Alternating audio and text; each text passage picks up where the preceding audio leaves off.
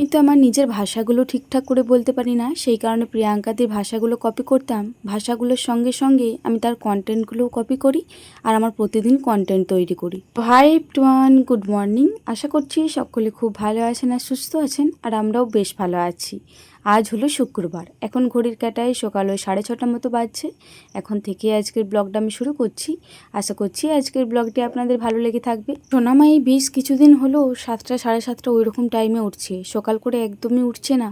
ওই দিক থেকে দেখতে গেলে সোনামায়ের আমার দুজনকারই অসুবিধা হচ্ছে, তবে বাচ্চাটাকে তো আর জোর করে উঠানো যাবে না। যাই হোক, ও যতক্ষণকে ঘুমাচ্ছে ঘুমাক, ততক্ষণকে এইদিকে আমি সবজি পাতাগুলো বনিয়ে পরে এগিয়ে রাখি একটু কাজটাকে। ওইদিকে ঠাকুমাও বসে পড়েছে সবজি পাতি বানানোর জন্য। তো ঠাকুমা কিছু শাক রয়েছে, ওই শাকগুলো বেছে দিচ্ছে। আমার এই সবজি কাটার মধ্যে সবথেকে বিরক্তিকর জিনিস হচ্ছে এই শাক বাছা আর শাক কাটা। আমাকে এমনি গোটা গোটা সবজি দিলে আমি কিন্তু বেশ ভালো মতনই কেটে দিতে পারি, তবে শাক বাছতে আর শাক কাটতে আমার যে কী বিরক্ত লাগে সেটা আর বলে বোঝানোর নয়। যাই হোক, ওইদিকে ফ্রিজে যা সবজি ছিল সব কিছুই নিয়ে চলে এসেছি। দেখুক কি তরকারি দেয় না দেয়, তবে কালকের থেকে একটা সবজি ঠিক করাই ছিল। এই যে পেঁপেটা বোনাচ্ছি, এই পেঁপেটার ঝাল করব। ফ্রিজ থেকে তো একটা পেঁপে নিয়ে এলাম, আর অর্ধেকটা মতো ঠাকুমার কাছেই ছিল, তো এই 1.5টা মতো পেঁপের ঝালে দেবো। আজকে এখনও পর্যন্ত বাড়িতে আলু নেই, তো সেই কারণে আলুটা এখনও পর্যন্ত দিতে পারবো না। আজকে বাবা বাজার গিয়েছে, বাবা বাজার থেকে একটু পরেই চলে আসবে, তখন না হয় আলুটা বনিয়ে নেবো। পেঁপের ঝালের পেঁপেগুলো কিন্তু একদম আলু পোস্তর মতো ছোট ছোট করে বানাতে হবে, তাহলে কিন্তু খেতে বেশ ভালো লাগে। যাই হোক, এইদিকে কিন্তু আমার পেঁপের ঝালটা বানানো রেডি হয়ে গিয়েছে, আর ওইদিকে বাদ বাকি তরকারিগুলো কিন্তু দিদিভাই আর ঠাকুমা দুজন মিলেই বনিয়ে নিয়েছিল। কারণ এই যে এইদিকে আমার মহারানী উঠে পড়েছে, ওই 7টা মতো বাজবে ওই রকম টাইমেই সোনামা উঠলো। ওকে যে উঠে পড়ে সঙ্গে সঙ্গে এই খাটটাই বয়স করিয়ে দিয়েছে আর ও এত সুন্দর হাসছে তা কিন্তু নয়। ওকে উঠে পড়ে মিনিমাম 10 থেকে 15 মিনিট আদর করতে হবে, তারপরেই যে ওর মুডটা একটু ফ্রেশ হয়। যাই হোক, এই মুহূর্তে আমি ওকে ব্রাশ করিয়ে দিয়েছি, তো ব্রাশটা মোটেও ছাড়তে খুঁজছিল না।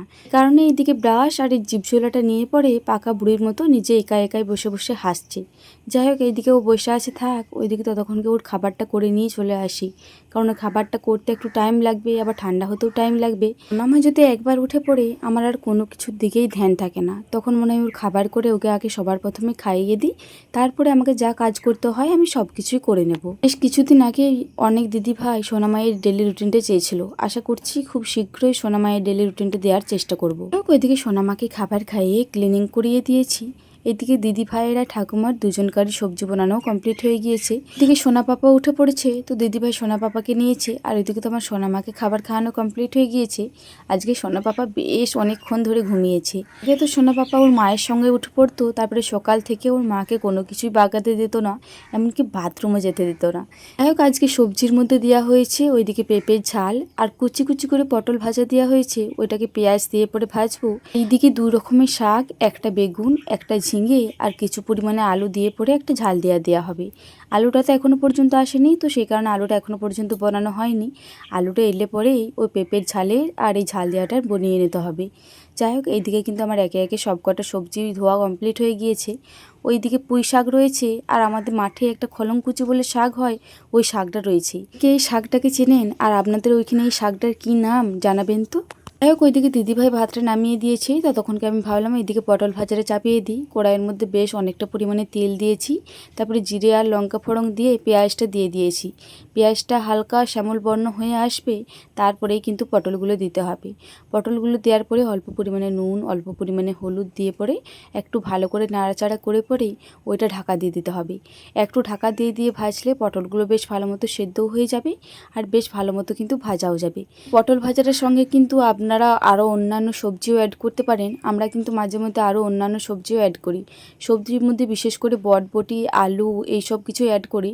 তাছাড়া কালার অ্যাড করলে কিন্তু খুব একটা বেশ ভালো লাগবে না। ওই বটবটি বা আলু এই দুটোর মধ্যে যে কোনো একটা অ্যাড করবেন, দেখবেন খেতে কিন্তু বেশ ভালো লাগে। এর সঙ্গে ঝিঙেও দিতে পারেন, ঝিঙে দিলেও কিন্তু খেতে বেশ ভালো লাগে। যাই হোক, এইদিকে আমার পেঁয়াজ দিয়ে পটল ভাজাটা ঝুরি ঝুরি করে কমপ্লিট হয়ে গিয়েছে। এই মুহূর্তে এইদিকে নামিয়ে দিয়েছি। ওইদিকে পটল ভাজাটা নামিয়ে এইদিকে ঝাল দেওয়াটা চাপিয়েছিলাম। আমার মাথাটাই ক্যামেরায় এখন এমন ভ্রম হয়েছে, আমি ভিডিওটা ভাবছি যে অন করেছি, তবে আর অন করতেই ভুলে গিয়েছি। তেলের মধ্যে অল্প পরিমাণে পাঁচফোড়ন আর লঙ্কা ফোড়ন দিয়ে পেঁয়াজটা দিয়ে একটু ভাজা ভাজা করে নেওয়ার পরে আলুটা দিয়ে একটু ভাজা করে নিলাম। তারপরে বেগুন, ঝিঙে, 2 রকমের শাক একসঙ্গে দিয়ে দিলাম। এগুলোকে একটু কষিয়ে নেব নুন আর হলুদ দিয়ে। পরে তারপরে যে বাটনাটা রয়েছে ওই বাটনাটা দিয়ে 2বার নাড়াচাড়া করে পরিমাণ মতো জল দিয়ে সেদ্ধ করে একটু আঠা আঠা করে নামিয়ে নিলেই কিন্তু আমাদের এই শাক ঝাল দেওয়া রেডি। আর এই ঝাল দেওয়াটা খেতে এতটাই সুন্দর লাগে, আপনারা যদি একবার না বানান তাহলে হয়তো আপনারা জানবেন না। তবে এই ঝাল দেওয়াটা কিন্তু একটু নুন ঝাল করে করবেন, তাহলে কিন্তু খেতে বেশ ভালো লাগে। চলুন এই শাক ঝাল দেওয়াটা করতে করতে একটা কনফিউজের কমেন্টের আমি রিপ্লাই দিয়ে থাকি। অনেক দিন থেকেই এই কমেন্টটা আমার কমেন্ট বক্সে ঘোরাফেরা করছে, তো আমি কোনো কিছুই বলছি না। তবে দিনকে দিন দেখছি মানে একদম পুরো বেড়েই চলেছে। এই যে পরপর যে কমেন্টগুলো দেখছেন, আশা করছি একটু স্কিপ করে কমেন্ট করে পড়বেন, তাহলেই বুঝতে পারবেন। আমি প্রিয়াঙ্কা দিন নিয়ে একটা ভিডিও বানিয়েছিলাম, ঠিক ওই ভিডিওতেই কিন্তু এতগুলো কমেন্ট এসেছে। হয়তো আরও কমেন্ট এসেছে, আমি হয়তো অতটা খেয়াল করিনি। যখন কমেন্ট বক্স চেক করি তখন ওই মাঝে মধ্যে যদি চোখের সামনে আসে, তাছাড়া কিন্তু এখন সব কমেন্ট চেক করা হয় না। যাই হোক, এই 3-4টে কমেন্ট আমার চোখে ভাসছিল। কিছু মানুষ তো বলেছে তোমাদের কথাবার্তা, কালচার সব কিছু একই, ঠিক আছে, তবে তোমরা দুজনকে এত কপি কেন করো? সত্যি কথা বলতে প্রিয়াঙ্কা দি তো আমাকে মোটেও কপি করে না, কারণ আমার থেকে প্রিয়াঙ্কা দি আগে ভিডিও করতে আরম্ভ করেছে। আর প্রিয়াঙ্কা দি আমার থেকে যথেষ্ট ভালো ভিডিও করে। শুনেও একটু খুশি লাগছে যে প্রিয়াঙ্কা দির মতন আমার ভিডিওগুলো লাগছে, বা ভয়েসটাও প্রিয়াঙ্কা দির মতো লাগছে।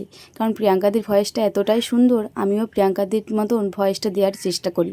তবে কোনোদিনও কিন্তু প্রিয়াঙ্কা দির কন্টেন্ট আমি আজ পর্যন্ত কপি করিনি। আপনারা আদৌ জানেন তো যে কন্টেন্ট কপি করা কাকে বলে?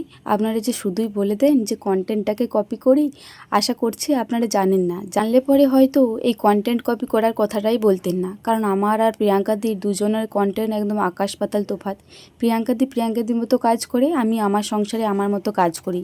প্রিয়াঙ্কা দির মতন কন্টেন্ট তৈরি করে, আমি আমার মতো কন্টেন্ট তৈরি করি।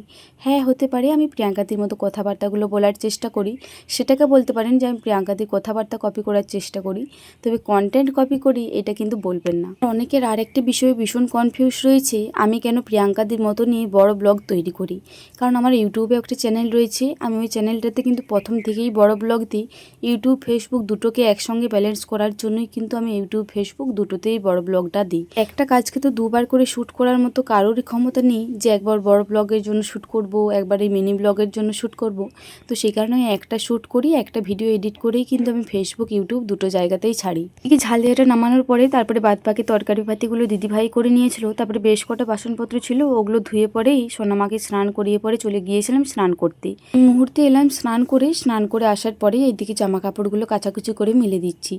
দাঁড়ান, আর একটা দিদিভাই আর একজন কমেন্ট করেছিলেন, আমার ভাষাটা ঠিক করো তারপরে ভিডিও বানাতে আসবে, ফালতু লোকজন কোথাকার।